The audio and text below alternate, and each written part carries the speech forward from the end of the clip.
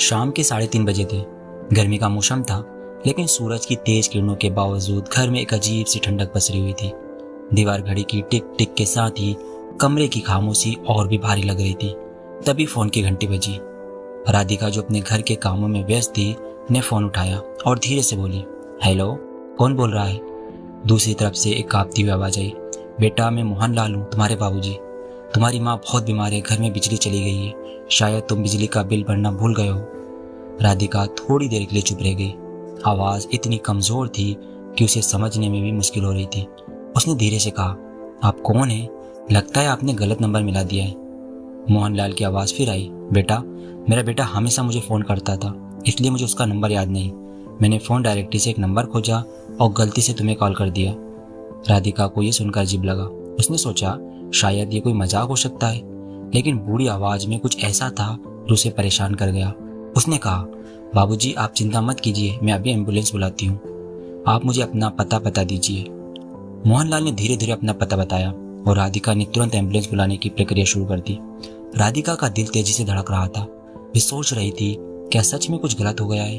उसने अपना सामान जल्दी से समेटा और एम्बुलेंस के साथ दी गई जानकारी के आधार पर उस पते की ओर चल दी। मोहनलाल और उनकी पत्नी सुशीला पिछले कई सालों से अकेले रह रहे थे। उनका इकलौता बेटा विनीत शहर में काम करता था और अपने काम में इतना व्यस्त था कि वह महीनों से अपने माता पिता से मिलने नहीं आया था।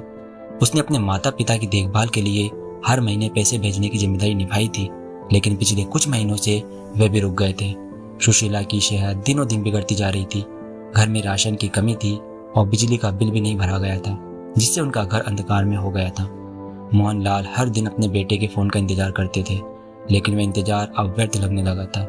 राधिका उस पते पर पहुंची, लेकिन जो दृश्य उसने देखा वे उसके दिल को चीर कर रख देने वाला था। घर के अंदर घुसते ही उसे मोहनलाल और सुशीला की लाशें मिली।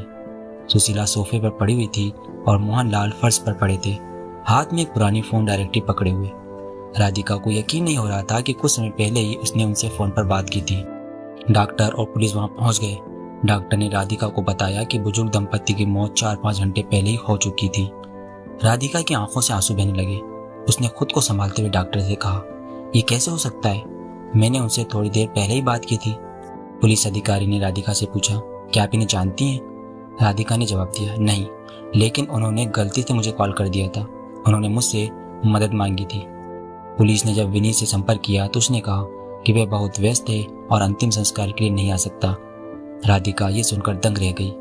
उसने विनीत से फोन पर कहा, मैं तुम्हें एक तस्वीर भेज रही हूँ। जिस स्थिति में तुम्हारे माता पिता की मौत हुई उसे कभी नहीं भूलना। ये तस्वीर तुम्हारे भविष्य की तस्वीर हो सकती है। विनीत ने राधिका की बातों को गंभीरता से नहीं लिया और फोन काट दिया। राधिका का दिल दर्द से भर गया।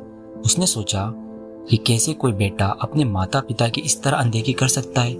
उसने उन तस्वीरों को अपने फोन में सहज लिया जो मोहनलाल और सुशीला की आखिरी यादें थी। राधिका ने अपने दिल में एक संकल्प लिया। उसने मोहनलाल और सुशीला का अंतिम संस्कार किया और उनकी याद में एक छोटा सा स्मारक बनवाया। उसने अपने आसपास के लोगों से भी ये बात साझा की ताकि वे अपने बुजुर्ग माता पिता की देखभाल में कभी कमी ना करें। राधिका के लिए ये घटना एक बहुत बड़ी सबक थी। उसने महसूस किया कि समाज में से कई बुजुर्ग हैं जो अपने बच्चों से दूर, अकेले और असहाय जी रहे हैं। उसने अपने जीवन का एक हिस्सा बुजुर्गों की सेवा में समर्पित करने का फैसला किया। कहानी का अंत इस बात पर होता है कि हमें अपने माता पिता की देखभाल को अपनी प्राथमिकता बनानी चाहिए, क्योंकि एक दिन आएगा जब वे हमारे साथ नहीं होंगे और तब हमारा पछतावा और अपराध बोध के अलावा कुछ नहीं बचेगा। कहानी अच्छी लगी हो तो कहानी को लाइक और शेयर करें और इस चैनल को सब्सक्राइब भी जरूर करें।